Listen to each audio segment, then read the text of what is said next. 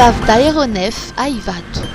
L'ACM exige leur enlèvement dans un délai de 15 jours. L'aviation civile de Madagascar appelle les propriétaires des épaves d'aéronefs qui se trouvent encore à l'aéroport international d'Ivato à procéder à leur enlèvement dans un délai de 15 jours. Passé cette date, l'aviation civile prévient qu'elle prendra les mesures nécessaires pour les enlever aux frais des propriétaires.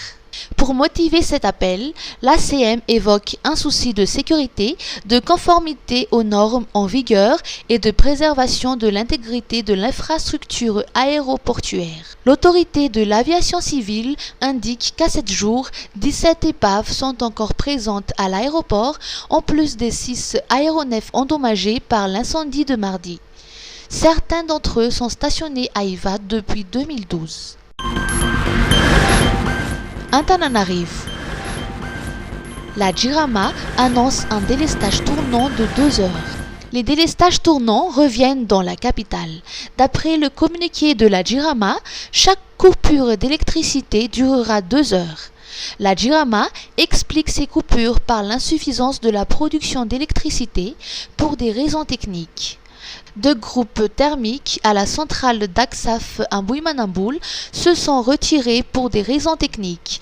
De plus, un autre générateur chez AfriPower à Manchester est disponible jusqu'à ce soir. À cela s'ajoute la baisse du niveau du barrage d'Andekalek à cause de la sécheresse. Taxe sur les transactions mobiles.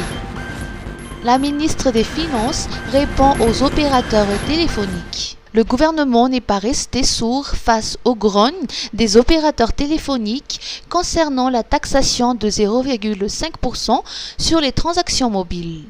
Intervenant sur le plateau de la chaîne nationale, la ministre de l'économie et des finances Rinjara Barnirinarsson a indiqué que l'État a choisi le moindre mal en instaurant cette nouvelle taxe. Elle a précisé que cette option a été choisie au lieu de taxer le riz ou les médicaments qui seraient plus rentables pour l'État, mais qui impactera plus la population. Elle a également ajouté que la taxe de 0,5% sur les transactions mobiles de plus de 150 000 ariars est symbolique si l'on se réfère à la TVA de 20% appliquée à Madagascar. Elle a assuré que le gouvernement est prêt à répondre à toutes les questions et reste ouvert au dialogue.